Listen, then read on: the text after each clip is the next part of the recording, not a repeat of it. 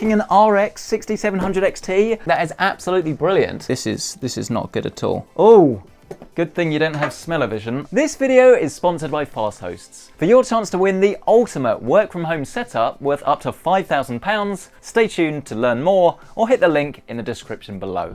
It is getting hot in here, ladies and gentlemen. It must be nearing 30 degrees. But you know what's hotter than that? This gaming PC build. Today we're packing an RX 6700 XT, an i7 processor that is actually, I think, the best gaming CPU that you can buy right now. As always, we're going to go through the full build process so you know how easy or difficult this is to put together, and of course those all-important gameplay benchmark numbers so you know exactly how this thing performs. Stay to the end and you might see me melt on the floor like a massive pool of ice cream. Tasty. To begin, let's make ourselves some room and start by talking about the motherboard and the platform that we're going to be using. So this is B560, and I think if you're after a gaming PC, B550 or B560 should be the top of your list really. This model is from MSI. This is the B560M Mortar. We've got a load of modern features like USB-C on both the back of the board, and then there is actually a header on the front as well. We've got PCI Generation 4 support for one SSD and one graphics card. The only thing really to be aware of is that this doesn't actually support any form of CPU overclocking, which doesn't really matter because there isn't that much to give in Intel CPUs anymore, but it is definitely something to note. As for the processor that we are going to be using here today, this is actually my favorite gaming CPU right now. This is the 11700F.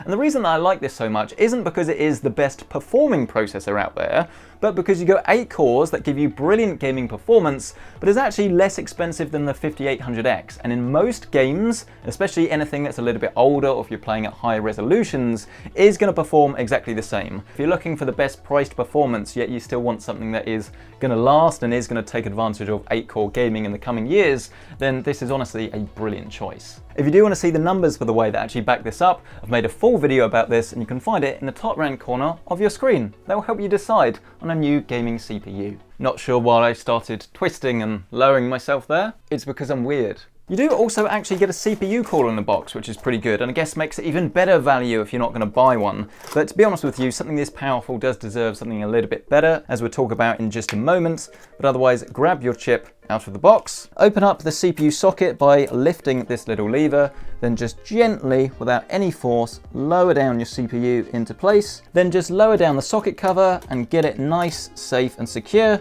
And this little bit of plastic should just pop right off. Now we can move on to our storage and our RAM, and this SSD is the Rocket 4 Plus. This is generation 4, but it's not the most expensive drive out there. Don't get me wrong, you're definitely going to be paying more for this versus Gen 3, and at the moment it doesn't really make any difference, but with the release of Windows 11 and direct storage, I'm thinking this might change in the very near future. Just remove the M.2 heat shield from the motherboard, remove this sticky layer before you forget, because this would completely just ruin the whole point of having an M.2 heat shield. Insert your Gen 4 drive into the top slot and secure it into place. Oh, good thing you don't have smell-o-vision. Well, let's just say it, I stink. Hopefully not the content, just my natural musk, my Elon Musk. The new fragrance from PC Centric. Check it out with the links down below.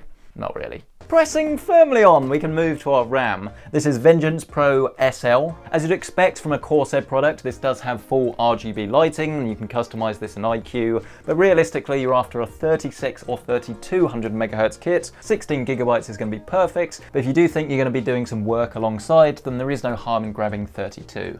Push the RAM into place. I do think actually if you're after the best theming, then probably some G-Skill Trident Z would properly match the rest of the motherboard, but we really are clutching at straws there. I think on the whole this is going to turn into a wonderful looking system, and hopefully one that plays a lot of games. Something that we do need to do before we press on and actually get this in our case is to actually talk about the CPU cooler. This is the Mirage 120. Erical sent this out, and honestly I have no idea whether this is going to be good or not. It does look pretty cool, but obviously you want it to actually be cool, you want it to perform well. But normally when you're using an Intel motherboard, it is actually easier to get the mounting hardware on this now before you put it in the case. Save money, cool better. You really don't see many 120s anymore actually, which is almost a bit of a shame because they're so much neater and tidier to actually install. As long as it's pretty, well, noise free, I think you'd be very happy. It would cool better and save money. It's really quite annoying though, because they've only given you 4 screws for the radiator, and if you actually want to fit 2 fans on this, like I was going to, it means that you don't have the right hardware. How expensive are screws? Can you really not put them in the box? That's bad.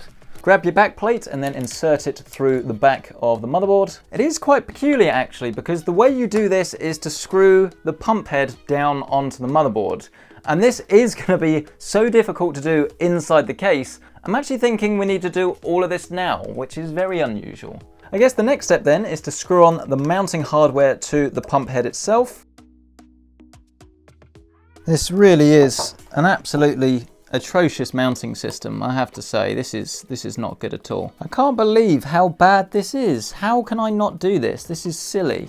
What happened to easy mounting systems? We will add our thermal paste that is not pre-applied but does come in a tube. Before we put the pump head on, we will install the fan. There are 4 screws and you do just gently screw this into place. Do use a screwdriver, make sure it's tight. Lay this on top of those screw holes that we just fed through. Grab the silver screws that come in the box. This is so fiddly, but just get them in the holes. Ladies and gentlemen, I'm so pleased to say I got there in the end and we have actually installed our CPU cooler onto the motherboard.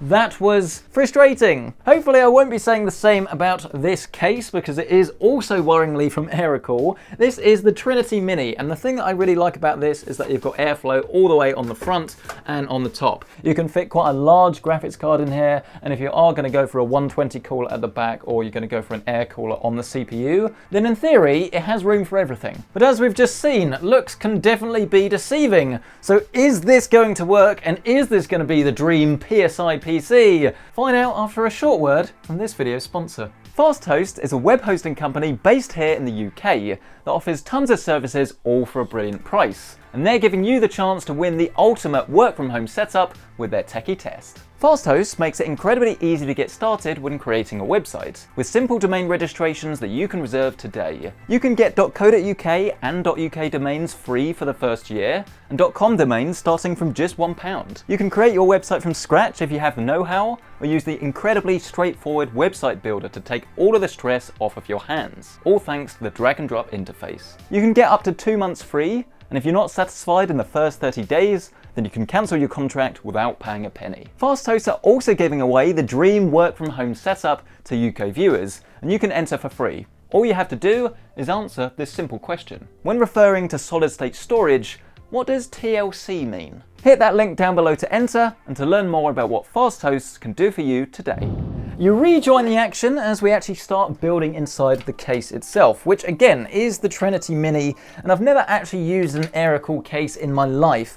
I know Geekawatt does from time to time, and he seems to think that for the money they seem to be pretty good, to be honest with you, so let's hope he's right. And you do have to say, when you get 3 RGB fans as standard, it does definitely start off quite well. We do need to add some additional standoffs before we can actually put our motherboard in. I don't blame Aerocool for this because a lot of more budget orientated M80X boards don't actually have those in, and it is definitely easy enough to get these inserted with the included plastic tool. It does work rather well. We are going to lose the fan at the back, remember, because we are placing the radiator on top of it, but as we don't have enough screws, I'm just going to go with the flow and just use 1 fan and put this to a side.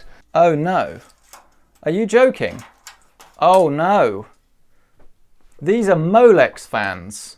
That means they're going to run full speed all of the time. Do remember though that this is a very, very budget orientated chassis, so there are definitely going to be some compromises, and for all we know those fans could be okay. Screw it into place. Happy days, that is now in, which means we need to mount our radiator. Just carefully line this up with the back of the case, and then screw in the 4 screws. Do make sure that the airflow is actually set up properly. Your fan should be exhausting the heat in this instance. Next up, it's time for our power supply, and here we're also going for very priced performance. This is the TX650M from Corsair. It's sort of semi-modular, so in a case like this, it's actually really going to help because there won't be cables flying around everywhere that we don't need. 650 watts is what I'd recommend for this build, as we are going to be putting a big beefy graphics card in here. You might get away with 550, but I think 650 is probably going to be about right on balance. So we'll grab our power supply and we will just gently lower this into place, making a mess in the process. Make sure your fan is facing downwards, then just fit this into place. Grab the cable that's labeled CPU and feed this through at the top. While you're here, you can also grab this very large ATX connector and then feed this through the other side. Give your case a good old spin round, and then you can plug in the CPU right here at the top left-hand corner. Don't worry, by the way, about the other half connector that's next to it. This is only if you're going to want to put a lot of power into your CPU. I don't think I've ever really plugged one in, and I've certainly never used it. You definitely need to plug the big boy in though, but this is very simple as there's just nothing else on the motherboard quite like it. I was getting really carried away. I've just realized I haven't actually plugged in any of the PCIe connectors, which is a little bit silly to the power supply. This is much easier to do before you put your power supply in the case, but it does look to me as if it's doable. Oh yeah, we also need one for Molex. We can plug these in though, which is fairly straightforward. I have no idea how good or bad these fans are going to be. I could be pleasantly surprised, but if you can't control the fan speed, they're essentially going to be at max power, whatever that is, all of the time. We also have our bundled cables here, which have USB 3 for the front panel. We've got USB 2.0 as well on the front, which isn't as flashy as USB-C. You do also have two other cables. One is for the audio for the front case, normally called HD audio, and then the other is subdivided into things like power LEDs, power switches, reset. Basically, if you don't plug that in properly, when you press the power button, nothing will happen. USB 3 is actually quite large. It's all the way down here at the bottom right. HD audio, bottom left, and then right down here at the bottom right hand side of the board is all of those front panel connections. So make sure you do get these right. You can check your motherboard manual to know exactly which are the right ones.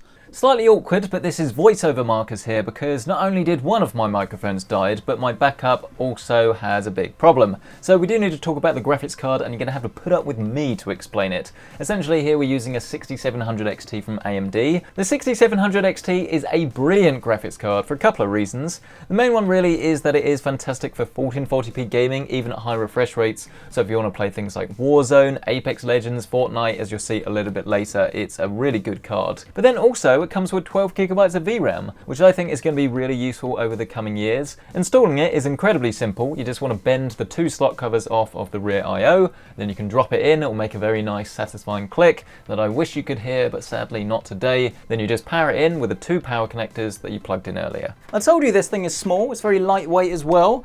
Cable management around the back I haven't done yet, but actually it's not too bad. As long as you don't put too many things in here, as you can see, it's really not going to be a problem to clear up. But I reckon this will probably go on quite easy, even with no effort at all. He says.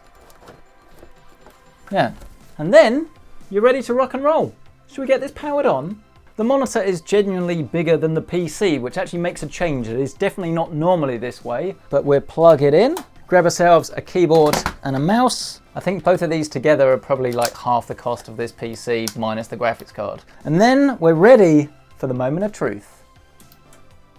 We've got RGB. Those fans look incredible actually, don't they? And they're not making too much noise. And we've got a signal. How simple was that? Press the delete key to get into the BIOS and then enable XMP so that your memory is actually running at its proper full rated speed. Then we can search for resize bar support and enable this just to make sure that our graphics card can actually properly talk to the CPU and they can share memory properly. Grab a copy of Windows 10 on a USB flash drive if you're not like... He doesn't like Windows 10. Grab a USB drive with a copy of Windows if you're not migrating from an existing install like I am here.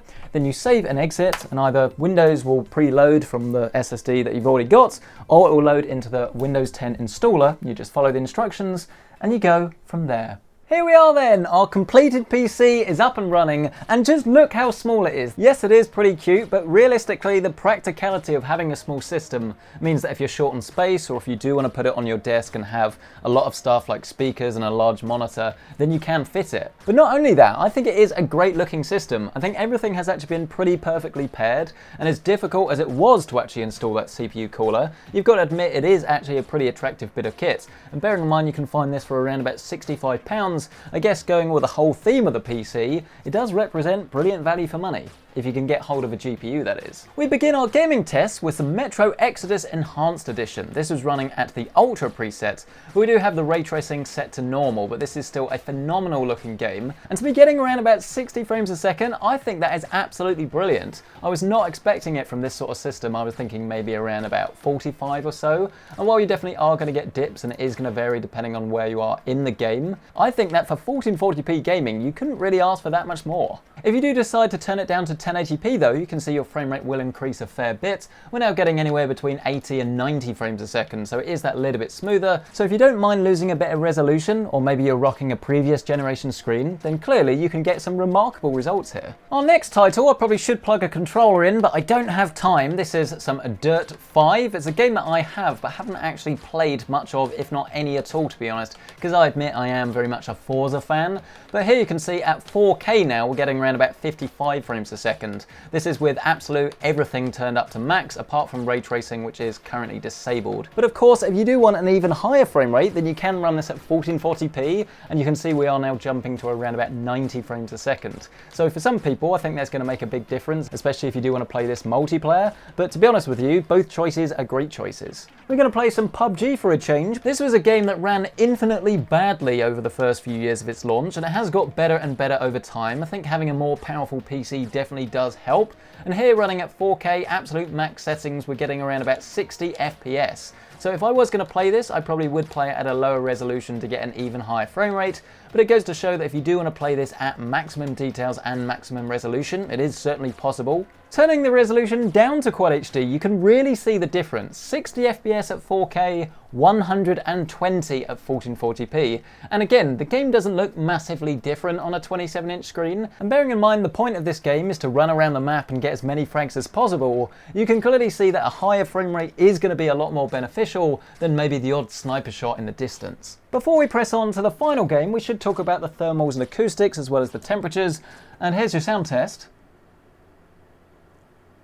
Metro Exodus was definitely a little bit louder, but bearing in mind that this is, as I say, like a cheaper case and a cheaper cooling system, it does work remarkably well. Temperatures were looking around about 70 degrees on the GPU. Let's jump into our final game then, some Fortnite, everybody's favourite, here running at 4K, and to be honest with you, around about 42, 45 frames a second isn't really what I'd choose to play at, but it's still interesting to know it can do it nonetheless. As with pretty much all of the other games, you're going to get your maximum performance levels when playing at 1440p, and here we're getting anywhere really between 70 and 100 frames a second. I'm sure they're going to add FSR to this game in the next few months. All in all, if you want a system that can play Fortnite, this is certainly a good one. Let me know your thoughts on this down in the comment section below. What would you change? What do you like about it? And ultimately, if you do want to check out current pricing on any of the parts featured, as always, you can find them linked down below with my Amazon affiliate links. Smash that like button, get subscribed, and I'll see you in the next one.